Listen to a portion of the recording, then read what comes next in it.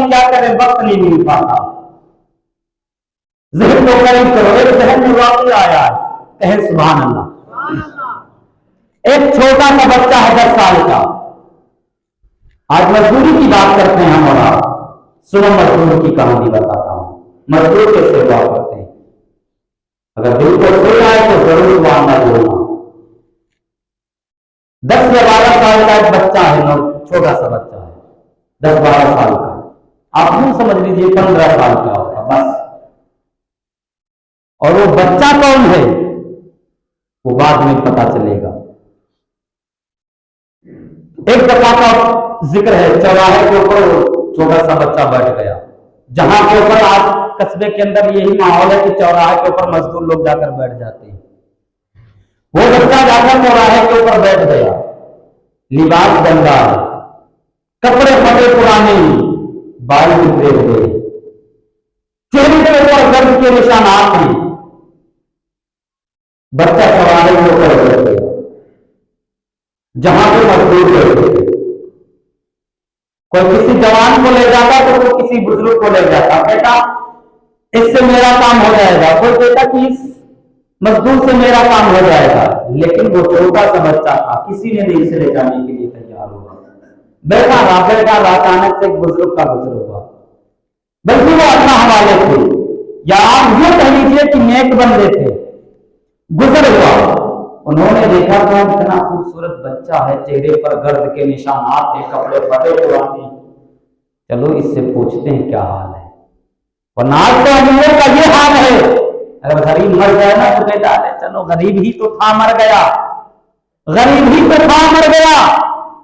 उस वक्त हम लोग हो जाते हैं। अमीरी गरीबी का फर्क उस जगह के ऊपर नहीं हमें आता जब कब्र के अंदर, कब्रिस्तान के अंदर जाकर देखें। जब आप जाकर देखेंगे तो ये नहीं पता चलेगा कि अमीर कहां पे लेता है, गरीब कहां पे लेता है। आप किसी बुजुर्ग को लेकर कब्रिस्तान में जाएं जिसकी उम्र आपको इतना ज्यादा लगती हो कि इस गांव के अंदर कोई उससे बड़ा ना हो, उसको आप लेकर जाएं कब्रिस्तान में और इशारा करें कि साहब ये कब्र किसकी है, तो एक तरफ ये इशारा करेंगे कि ये कब्र इस गांव के बहुत बड़े इंसान की है। अगर आप दूसरी तरफ पूछेंगे ये कब्र किसकी है, तो अगर वो ये कहेंगे कि ये कब्र बहुत गरीब शख्स की है, तो अब वहां पे फैसला ये नहीं हो सकता कि इसमें गरीब कहां पे लेता है और अमीर कहां पे लेता है। ये हमें बराबरी का फर्क करना नहीं आता। हमने क्या किया, गरीब अगर मर जाता तो मर गया, जाने दो। बस उसी मजदूर का वाकया करो। अल्लाह वालों का गुजर हुआ, उन्होंने क्या काम किया, कहा बेटा क्या बात है, कहा मजदूरी की तलाश में बैठा हूं, किसी ने मुझे काम के लिए नहीं लेकर जा रहा है, किसी ने काम पे लगाने के लिए तैयार नहीं हुआ। तो उनको रहम आ गया, कहने लगे काम क्या करेगा, काम क्या करेगा। तो उस बच्चे ने कहा जो आप हुक्म करेंगे। कहा तो ठीक है चल, कहा लेकिन मेरी शर्त है, मेरी शर्त है। कहा यार मालिक मैं हूं, मोहब्बत को करेगा, शर्त तेरी होगी। कहा हाँ शर्त मेरी है, ये मजदूर है, मजदूरी को जहन में रखिए। आजकल का मजदूर और वो मजदूर में क्या फर्क है। कहा शर्त मेरी है। कहा मैं मालिक बनूंगा तू नौकर बनेगा, शर्त तेरी कैसे चलेगी, मैं नहीं ले जाता। फिर उसने कहा यार चलो है तो बच्चा ही, शर्त मानते हैं। कहा ठीक है बता क्या शर्त है। कहा शर्त ये है आप 4 दिनार देते हो मजदूर को, मैं 3 दिनार लूंगा। अगर कहीं पे 400 रुपया में मजदूरी वाला मजदूर हो, अगर कोई आ जाए कि मैं 300 लूंगा, काम उतना ही करूंगा, तो आप 300 वाले को ले जाएंगे। कहें सुभान अल्लाह। 300 वाले को ले जाएंगे। जैसे इतना कहा तो अल्लाह वालों ने कहा यार ये तो बच्चा काम की बात करता, चलो ठीक है मैं लेकर के चल रहा हूं। अब उन्होंने क्या काम किया, घर पे ला इसको। जैसे ही वो चलने के लिए तैयार हुआ, उसने कहा मैं आपका काम करूंगा, मैं आपका हुक्म नहीं मानूंगा। काम आपका करूंगा लेकिन आपका हुक्म नहीं मानूंगा। का हुक्म नहीं मानेगा, का काम जितना आप बताएंगे एक बार बता दीजिए, मैं बार बार नहीं आपसे पूछूंगा, काम आपका कर दूंगा। शर्त यही है कि मैं 1 दिरहम कम लूंगा, 3 दिरहम में काम आपका करूंगा। लेकिन शर्त मेरी असली शर्त यह है कि अगर नमाज का वक्त हो जाएगा तो मैं आपका हुक्म नहीं सुनूंगा। नमाज का वक्त अगर हो जाएगा तो मैं आपका हुक्म नहीं मानूंगा। कहा यार ये कैसा मजदूर है। कहा चल ठीक है, वैसे भी 1 दीनार कम ही तो है, कम ही तो है। वो बुजुर्ग लेकर गए, बच्चे ने काम किया और जैसे नमाज ज़ोहर का वक्त हुआ उसने काम को छोड़ दिया। कहने लगा हजरत जी मेरा वक्त हो गया, मैं नमाज पढ़ के आ रहा हूं, नमाज पढ़ के आ रहा हूं। मस्जिद को गया, नमाज पढ़ी, नमाज पढ़ने के बाद फिर काम पे आ गया। तो मालिक ने देखा था यार ये छोटा सा बच्चा भूखा हो गया, खाना खिला दिया जाए। तो मालिक ने कहा, मालिक की बीवी ने कहा बेटे खाना खा लो। तो उसने कहा मुझे भूख नहीं है, मैं रोजे से हूं। सुभान अल्लाह, क्या कहा? मुझे भूख नहीं, मैं रोजे से हूं। झूठ बोला उसने। वजह क्या थी? वजह क्या थी? उसने नमाज पढ़ने की बुनियाद पर अपने खाने को छोड़ दिया। जो 1 दिरहम को उसने छोड़ा था, इसी बदौलत छोड़ा था कि अल्लाह की इबादत मिल जाए, खाना ना मिले, अल्लाह की इबादत मिल जाए। जब नमाज पढ़ के गया, काम किया, शाम हो गई, जिससे घर के लिए तैयार हुआ, तो मालिक ने नाम पूछना चाहा, बेटे नाम क्या है? कहा नाम से क्या मतलब है आपको? नाम से क्या मतलब? आपका काम हो गया। कहा ठीक है, चला गया। फिर उनका कुछ काम बाकी रह गया। फिर उन्होंने कहा यार किसको लाएं? फिर उन्होंने जहन में ख्याल किया इतना अच्छा मजदूर मुझे नहीं मिल सकता, चलो उसी बच्चे के पास चलते हैं। फिर उस दूसरे दिन उसी जगह के ऊपर पहुंच गए, चौराहे के ऊपर। पूछा गया कि वो नौजवान जो आया करता था कहाँ, छोटा सा बच्चा जो आया करता था वो कहाँ है? तो किसी ने कहा साहब किसी किसकी बात करते हो? कहा वो कल यहाँ के ऊपर बैठा था। कहा वो बच्चा आज नहीं आया है।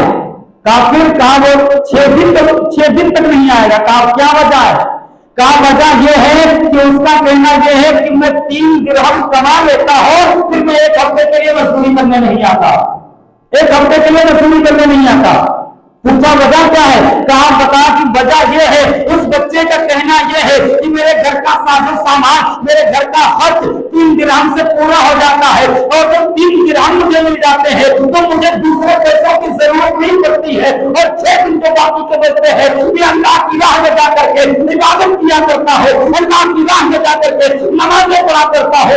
ये छोटे से बच्चे की शान है। फिर वो नौजवान जो बुजुर्ग था वो 1 हफ्ते तक उसकी राह देखता रहा। फिर हफ्ते के दिन उसी चौराहे के ऊपर पहुंच गया। फिर क्या देखता है, उन्होंने बच्चा बैठा हुआ है। फिर उसी बच्चे को उठाया। बच्चे ने कहा शर्त मालूम है मालिक की? कहा हाँ शर्त मालूम है, चल मेरे साथ में। वो बुजुर्ग लेकर जाते हैं। किसी बच्चे ने काम को शुरू किया, काम करते करते फिर वही हाल किया जो पिछले हफ्ते के अंदर किया था। नमाज पढ़ी, खाने की बात आई, फिर कहा मैं खाना खा चुका, मैं रोजे से हो। इतना कहना का शाम का वक्त करीब आया।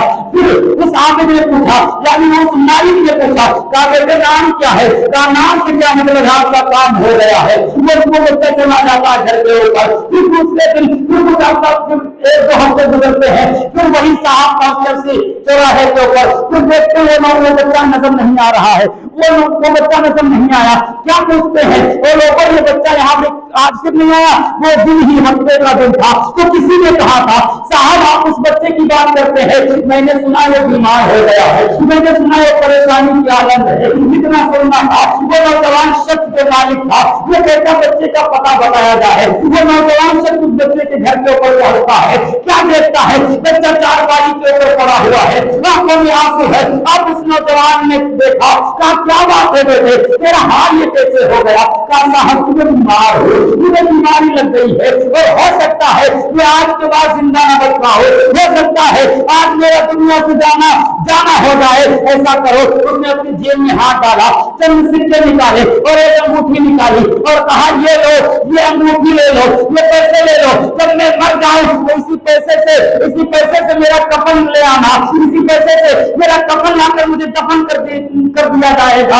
इतना सुनना तो नौजवान की आंखों में आंसू आ गए। वो लड़का कहने लगा साहब जी आज आप नहीं जाएंगे, जब मेरा इंतकाल हो जाएगा, मुझे दफना दिया जाएगा, उसके बाद आपको जाना है। और ये जो अंगूठी है, ये अंगूठी कल असर की नमाज पढ़ने के बाद में बगदाद के उस मोहल्ले के अंदर जाना, फला शख्स के चौकट पे जाना, ये अंगूठी आप उसको दे देना। अब उस शख्स वो शख्स परेशानी के आलम में आ गया, वो शख्स परेशानी के आलम में आ गया। उसने सोचा यार इस बच्चे से नाम पूछते पूछते मैं परेशान हो गया, आज मरने का वक्त आया, मरने का वक्त आया, चलो आज नाम पूछते हैं, हो सकता है नाम बता दिया जाए। उस बच्चे से जैसे नाम पूछा, कहने लगा साहब क्या बात करते हो, चंद मिनट बचे हैं मेरे मरने में, मुझे चंद वक्त मुझे मिला है, हो सकता है मेरी सांस अभी रुक जाए, मुझे अल्लाह के रसूल का कलमा पढ़ने दिया जाए, मुझे अल्लाह के रसूल का नाम लेने दिया जाए। इतना सुनना था, नौजवान बोलने लगा, कहता अंगूठी का क्या मकसद है, अंगूठी का मकसद अभी पता नहीं चलेगा, जब कल जाएगा उसको किसका मकसद पता चलेगा। उसका इंतकाल हो गया, उसको दफनाया गया। दफनाने के बाद में जब वही नौजवान आदमी उस अंगूठी को लेकर, उस अंगूठी को लेकर उस मोहल्ले के अंदर पहुंचता है, तो जो मकान बताया था उस मकान के ऊपर पहुंचता है, जैसी सदा लगाई, जवाब मिला कौन है दरवाजे पर, कहा बाहर आ जा। जिससे बाहर आया एक शख्स है, बड़ा हकीम जमात जमीन शख्स है, सर के ऊपर ताज रखा हुआ है, मोतियों का ताज सजा कर आया है। देखा कहा तुम कौन हो, कहा तुम्हारा काम क्या है, कहा एक शख्स ने एक बच्चे ने ये अंगूठी दी है, एक बच्चे ने ये अंगूठी दी है, कहा बड़ा शख्स को दे देना और ये उसकी जिम्मेदारी है। उसने कहा था वो बच्चा कहा है, तो उस नौजवान आदमी ने कहा था वो बच्चा तो मर चुका है, उस बच्चे की नमाज जनाजा भी हो चुकी है, उसको कब्र में दफन भी कर दिया गया है। इतना सुनना था, उस ताज वाले की आंखों में आंसू आ गए, उसने आसमान की तरफ देखा और कहा मौला ये कैसा इम्तिहान है। इतना सुनना था, उस आदमी ने पूछा, हाथ को पकड़ लिया, कहने लगा वो ताज वाले बताओ उस मजदूर बच्चे से तेरा क्या वास्ता है, वो ताज वाले बताओ उस जुड़े से बच्चे से तेरा क्या वास्ता है। उस ताज वाले ने कहा था ओ नादान तू क्या समझता है, ये जो अंगूठी लेकर आया है ये कौन है, पता भी है, कहा नहीं पता, कहा तो सुन ले मेरा नाम है, मैं इस वक्त का बहुत बड़ा बादशाह हूँ, मैं इस दौर का बहुत बड़ा बादशाह हूँ, मुझे बादशाह हारून रशीद के नाम से दुनिया जानती है और ये तो मर गया है, ये कोई और नहीं था बल्कि ये मेरी औलाद मर गई। अल्लाह खैर करे। अब आप जहन को करीब करो, मजदूर, मैंने कहा था मजदूरी को आप जहन में रखो, किसकी औलाद थी, हारून रशीद बादशाह की औलाद। तो जो बादशाह हो, बादशाह की औलाद बादशाह होना चाहिए। जाहिर सी बात है अगर कोई ताज वाला है तो उसकी औलाद ताज वाली होना चाहिए, अगर कोई मजदूर है तो अक्सरियत, अगर कोई किसान है तो उसकी औलाद किसान होना चाहिए। लेकिन मजा क्या है, जैसे ही बादशाह ने इतना सुना आंखों में आंसू आ गए, तो सादिक ने कहा आपका लड़का था फिर आपका बच्चा मजदूरी क्यों कर रहा था। कहा साहब न पूछो, ये मेरे और मेरे बच्चे का मामला है। कहा मामला बताना तो जरूर पड़ेगा। कहा अगर सुनना चाहते हो तो सुनो, मेरा बच्चा छोटा था, तकरीबन 5 या 6 साल का था, तब से उसके दिल में अल्लाह और उसके रसूल की मोहब्बत थी। नमाजों का पाबंद था, सुभान अल्लाह, नमाजों का पाबंद था, नेक काम करने का पाबंद था।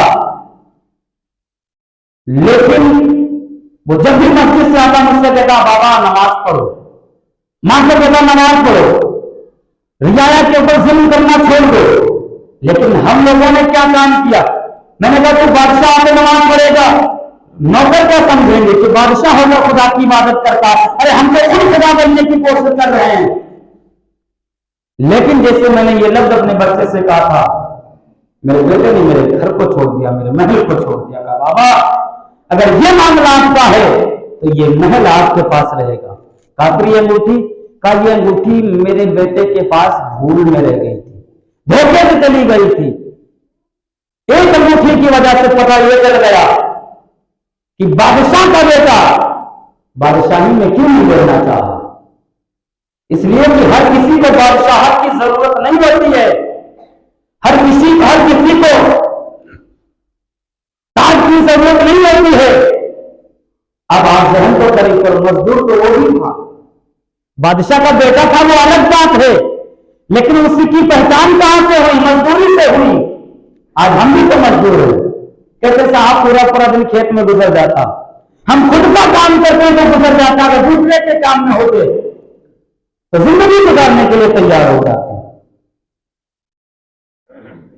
सीखना चाहिए छोटे से बच्चे से, इसने अपने बाप के घर को छोड़ दिया, ताजमहल को छोड़ दिया, इतना आलीशान, उसकी बात की शान थी, उसने बात की शान को मोड़ दिया। कहा बाबा अगर आपकी यही शान है तो उस शान को मैं नहीं मान सकता जो शान अल्लाह उसके रसूल से दूर कर दे, जो शान उसके नेक बंदों से दूर कर दे, जो बादशाही नेक आमाल करने से रोक दे, जो बादशाही नमाज पढ़ने से रोक दे, उस बादशाही को मैं ठोकर मारता हूं। और यही वजह है कि उस बच्चे ने उस बादशाही को ठोकर मार दिया। तो जब उसका इंतकाल हुआ था, रब ने मरने से पहले ऐलान फरिश्तों के जरिए से करवाया था, वो फरिश्तों आसमान से जाओ, फरिश्तों को ले लो, उसके छोटे से बच्चे के जनाजे में शरीक हो जाओ, ताकि दुनिया गवाह हो जाए कि अगर कोई अल्लाह वाला मरता है तो वो दुनिया पर भी तन्हा नहीं होता है, अपनी कब्र में भी तन्हा नहीं हो सकता है। ये शान है मजदूरों की। लेकिन क्या हम कहते हैं मजदूरी करते साहब पूरा पूरा दिन गुजर जाता। इस बच्चे से सीखना चाहिए हमें, उस बच्चे से छोटा कोई मजदूर नहीं रहा करता। 10-10 साल के तो 20-20 15-15 साल के हम लोग हो जाते हैं, लेकिन हमारे माँ बाप नहीं कहते कि भाई मजदूरी करने के लिए जाओ, नहीं कहते। लेकिन फिर हम उनके बाप होते जाते हैं मजदूरी खेत में करते, फिर कहते साहब क्या करें, पूरा पूरा दिन खेत में गुजर जाता है। नहीं साहब, सवाल आपको खेत कानून कब्र में किया जाएगा, आपसे सवाल आपकी मेड़ का नहीं किया जाएगा। आपको खेतों की मेड़ का झगड़ा है यार, खेत की मेड़ का झगड़ा है। 10 बीघा के प्लेट खेत के अंदर जो अनाज नहीं उगा पाता लोग, वो छोटी सी मेड़ के अंदर समझते हैं कि हम इतने में करोड़पति बन जाएंगे। हाँ, और ये काम कौन लोग करते हैं? बुजुर्ग लोग करते हैं, जो बड़े बड़े हैं 60 साल के, वो काम करते हैं। नौजवान नहीं करता ये काम करते हैं। चचा लोग जाएंगे फावड़ा लेकर, मेरे को एकदम से साफ करेंगे कैंची से, एकदम से कहेंगे भाई ये मेरी इधर की है, मेरी इधर की है। कोई कहेगा ये मेरी है, कोई कहेगा ये मेरी है। ये काम करते हैं बुजुर्ग, लेकिन इसमें झगड़ा नौजवान बच्चों से करवा दिया जाता है, मारपीट हो जाती है। कई जगह के ऊपर आपने देखा होगा कि जरा सी मेड़ के लिए लोग मारपीट कर दिया करते हैं। एक दफा का जिक्र है, मौला अली का गुजर हो रहा था। 2 लोग आपस में लड़ रहे थे, लड़ते लड़ते जहां तक की नौबत आ गई मारपीट की। एक ने टमाटर रसीद दिया दूसरे शख्स के, मार दिया टमाटर खींच के। उसी वक्त मौला अली का गुजर हुआ। आपस में लड़ रहे थे, वो कह रहा था कि ये जगह मेरी है, तो दूसरा कहता नहीं ये जमीन मेरी है। फिर दूसरा कहता अरे तेरी कैसी हो सकती, तेरे बाप दादाओं की औकात नहीं थी खरीदने की, फिर तेरी कैसी हो गई? तो दूसरा कहता क्या तेरे बाप दादाओं की औकात थी खरीदने की? जो आजकल हो रहा है वही उस दौर में भी हो रहा था। मौला अली का गुजर हुआ। एक शख्स मौला अली के पास गया, कहने लगा अली रुक जाइए। कहा क्या बात है? कहा फैसला कर दीजिए, फैसला कर दीजिए। कहा किस चीज का फैसला? कहा जमीन का फैसला। मौला अली करीब आए, क्या देखते हैं एक शख्स से? कहा क्या बात है भाई, तुम्हारा क्या मसला है? तो उस शख्स ने बोला जिसकी जमीन थी जाहिरी में, जिसकी जमीन थी वो पीछे हो गया, क्योंकि वो अली को मानता था। वो मुझे मानता था कि ये अली है, फैसला हक का करेंगे, ये अली इनको खबर है फैसला हक का करेंगे। तो जिसकी जमीन थी वो पीछे हट गया, कहने लगा अली आप आ गए तो आप ही फैसला कर दें। ये कहता ये मेरी है, और ये कहता है कि ये मेरी है, मैं कहता मेरी, इसका कहना कि ये मेरी है। तो मौला अली ने कहा रुक जाओ, मैं तुम्हारी भी बात मानता, मैं इस जमीन से खुद पूछता हूं कि ये जमीन किसकी? सुभान अल्लाह। क्या जमीन बोल सकती है? जमीन बोल सकती है? जमीन बोलती है, जमीन बोलती है। अभी मैं आपको बताऊंगा जमीन कैसे बोलती है। मौला अली ने कहा ना मैं तुझसे पूछूंगा, ना इससे पूछूंगा, मैं बल्कि मैं खुद इस जमीन से पूछ लूंगा। आज जरा लड़ के लिए मार कर देते हैं, थाना रिपोर्ट कर देते हैं, बंद कर दो, करवा दिया करते हैं। जरा अली की बारगाह में आओ। अली ने जमीन के करीब जाकर कान लगाया, जमीन से कहते हैं जमीन तू बता दे। ये कहता मैं इसकी हूं, दूसरा कहता मैं इसकी हूं। ए जमीन तू बता दे आखिर तू किसकी है? तो जमीन ने कहा था अली इन दोनों से कह दो ना मैं इसकी हूं ना मैं इसकी हूं, तो आखिर किसकी है? तो जमीन ने कहा था अली ना मैं इस नौजवान की हूं ना इसकी हूं, बल्कि इन दोनों से कह दो मैं दोनों में से किसी की नहीं हूं, बल्कि ये दोनों मेरे हैं। नहीं जुमला पे गौर किया गया, गौर करो। ए अली दोनों से कह दो, ना मैं इसकी हूं ना मैं इसकी हूं। काफिर किसकी? कहा बल्कि ये दोनों मेरे हैं, दोनों मेरे हैं। और अगर ना हो तो आप बताओ, दोनों मेरे हैं। ये जमीन की आवाज थी। आज हम जरा जरा सी बात के लिए झगड़े पे आमादा हो जाते हैं। ये जमीन का मामला है, ये जमीन का मामला है। अगर आप ये जानते हैं जिस तरीके से इंसान खेत के अंदर फसल बोता है, हर इंसान चाहता है कि अच्छी फसल उगे, बेहतर अनाज पैदा हो, तो कौन सा काम करता है? अच्छी से अच्छी दवाइयां इस्तेमाल की जाती है, अच्छा अच्छी से अच्छी मेहनत का काम किया जाता है उस खेत के अंदर, उसके बावजूद बेहतर अनाज पैदा होता है। तो मकसद यह है कि जब एक इंसान खेत के अंदर अनाज पैदा करने के लिए मेहनतें करता है और बड़ी सी बड़ी दवाइयों का इस्तेमाल किया जाता है, किस लिए? और अगर उसी खेत के अंदर दवाई खराब हो जाए, अगर उसी खेत के अंदर दवाई खराब हो जाए तो अनाज खराब हो जाता है। अगर हमारी औलाद की परवरिश में कमी आ जाए तो हमारी औलाद खराब हो जाया करती। यही वजह है कि आज हमारी और आपकी औलादें कामयाब नहीं हो पाती हैं। हमने उनको तरीके से अलग कर दिया, हमने रास्ते से उनको जुदा कर दिया। जरूरत है इस बात की कि अगर हम ना आ सके अल्लाह की राह में तो अपने बच्चों को अल्लाह की राह में जरूर लाएं। इसलिए कि अगर हम लाएंगे तो हो सकता है इनके आने वाली नस्ल भी इन्हीं के रास्ते पर चलती है, तो हो सकता है एक दिन इतना बड़ा मजबूत पहाड़ बन जाएंगी कि अगर दुनिया की सारी हुकूमत एक तरफ मिलकर गिराना चाहेंगी तो नहीं गिरा सकती है। फिर वही बात कहूंगा, वक्त नहीं है, मुसलमान का कुछ नहीं है। बस यही बात है कि हर जगह मुसलमान सलीलो खार है, क्योंकि हमने हर चीज चेंज कर दी। आज नेता की पार्टी में जाते नारा लगाते नेताजी जिंदाबाद। हाँ, कोई साइकिल की पार्टी में जाता, साइकिल वाले के जय जयकार कर रहा है। कोई कहता हम आप ही की पार्टी में है, हाथ को उठाता है। मैंने इससे पूछा था, साहब आप जाते हैं, आप इसके अंदर रैली के अंदर जाते हैं, आपको क्या मिलता है? तो उसने कहा मौलाना आपको क्या पता, मैं नेता की रैली में जाता हूँ, नेता का नारा लगाता हूँ, 4 लोगों के अंदर मेरा पावर है, मेरा सपोर्ट है, 4 लोग मुझे देख देख कर डरते हैं। मैंने कहा मैं मानता हूँ कि नेता का सपोर्टर है तो साइकिल वाले का नारा लगाएगा, हो सकता है साइकिल वाला तुझसे राजी हो जाए, मेरा मकान बना देगा, हो सकता तुझसे राजी हो जाए, मेरी दुकान बना देगा। लेकिन याद रखना, जिस दिन तू जमीन के अंदर जाएगा तेरी बादशाही एक तरफ कर दी जाएगी और खुदा की खुदाई एक तरफ कर दी जाएगी। उस वक्त क्या जवाब देगा रब को? आज नेता को राजी करने के लिए दुनिया के ऊपर नारे लगाते हो। याद करो उस करबला के नंबर को, मौला हुसैन की तरफ 22,000 का लश्कर नहीं था, 72 थे। आज का इंसान अगर नारा लगाता तो थोड़ा पार्टी को जिता रहा है, कोई किसी पार्टी को जिता रहा है, लेकिन करबला के अंदर एक नारा था। आज अगर मुसलमान नारा लगाते हैं तो कोई कहता जीतेगा वह जीतेगा, साइकिल वाला जीतेगा, कोई कहता जीतेगा वह जीतेगा, हाथी वाला जीतेगा। लेकिन करबला के मैदान में 72 लोगों ने नारा लगाया था। जो नारा आज लगाया जा रहा है वही नारा लगाया था, लेकिन लफ्ज बदले थे। इमाम हुसैन ने नारा लगाया था, ये नहीं कहा था साइकिल वाला जीतेगा, ये नहीं कहा था कि हाथ वाला जीतेगा, बल्कि मेरे मौला हुसैन ने नारा लगाया था और कहा था मेरे को सुन लो, जीतेगा वो जीतेगा, कुरान वाला जीतेगा, जीतेगा वो जीतेगा, ईमान वाला जीतेगा। ये नारा मुसलमानों का है। हमने नारा कौन सा लगाना शुरू कर दिया? नेता की पार्टी में जाओ ठीक है, लेकिन याद रखना कोई नेता आपकी कब्र के अंदर नहीं जाएगा। एक शेर याद आ रहा है, किसी ने क्या खूब कहा है, हकीकत सामने हो तो अदाकारी नहीं करती। बस इसी शेर के साथ गुफ्तगू खत्म।